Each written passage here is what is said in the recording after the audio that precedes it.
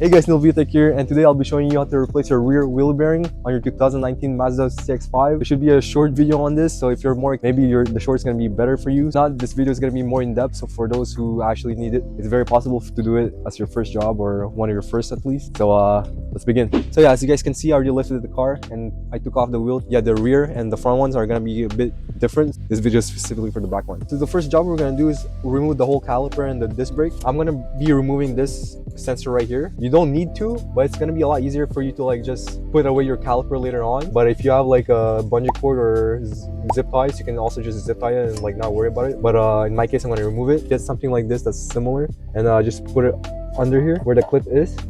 Then it should just unclip it just like that. It's a very good idea to actually use a penetrant fluid days before you're actually working on this job. In my case, I didn't do that. I'm just doing it the day off. Make sure you try to get here on the caliper bolts, on the back, and try to like spray around here behind the disc brake. Yeah, so get a 10mm. So yeah, we're just gonna bolt the slide pins right here.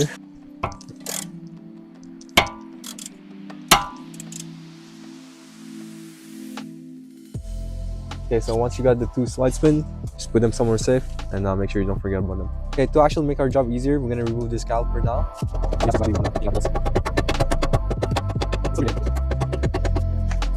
I just like putting the caliper here and making sure that it's not gonna fall off. Assembly right here. Whoa! Don't drop your brake pads. So there's gonna be two more caliper bolts that we're gonna be removing. They're gonna be a 14mm bolt, just like the slide pin. So there's gonna be one here on top and on the bottom here.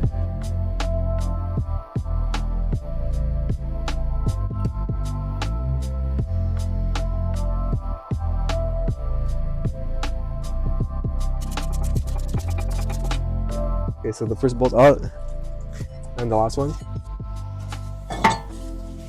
This whole thing right here is what we're going to be removing. So I'm going to use penetrant fluid. As you guys can see, I live in Canada, so there's a lot of salt. Marinade, I'm going to show you guys all the bolts that we're going to remove. So from this side, you're going to see there's two bolts on the top and there's two bolts here. All four are going to be 14mm, so just prepare for it. In my case, I'm going to start loosening them up first.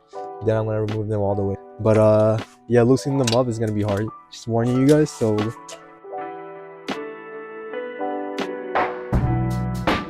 that's the last bolt. So yeah, it's always a good idea to like actually like wire brush your bolt. They don't rust away, and like it's gonna be a lot harder for you to put in or take out in the future. As you guys can see, this axle nut right here is a 32mm. You're definitely gonna need like a, not electric, but a power tool at least. So yeah, in my case, I'm just gonna preheat this just because I know it's gonna make my job a lot easier. So yeah, after all that, now I can actually just remove the rear wheel bearing.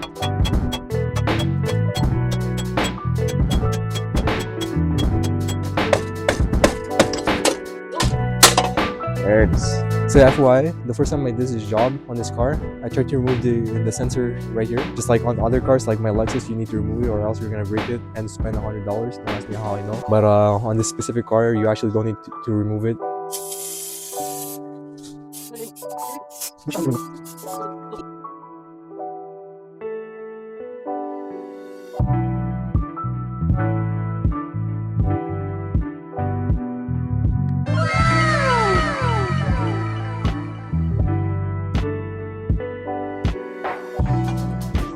First try.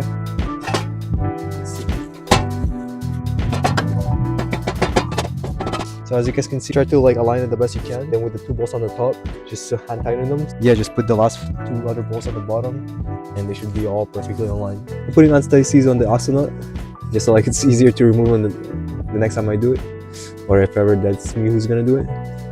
And yeah, it should look like that, like someone just shedded themselves. So before I took off the axle nut, I counted the dents. I would go like around the same ballpark since I don't have a torque wrench. And yeah, I counted 7. So in this case, 1, 2, 3, 4, 5, 6, 7. We're on the right spot. So good job with me.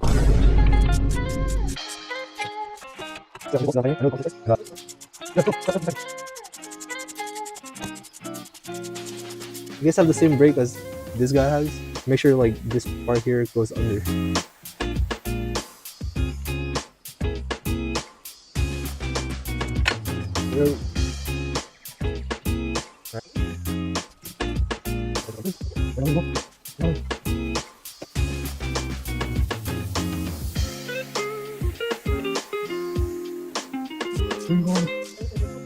Yo, 3 hours. You're like, that's it.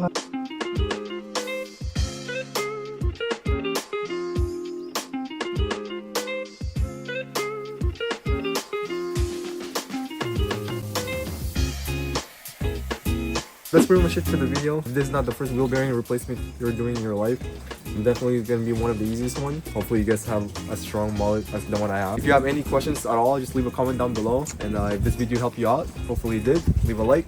And if you want more videos like this, subscribe. And I'll see you guys in the next video. Like I said,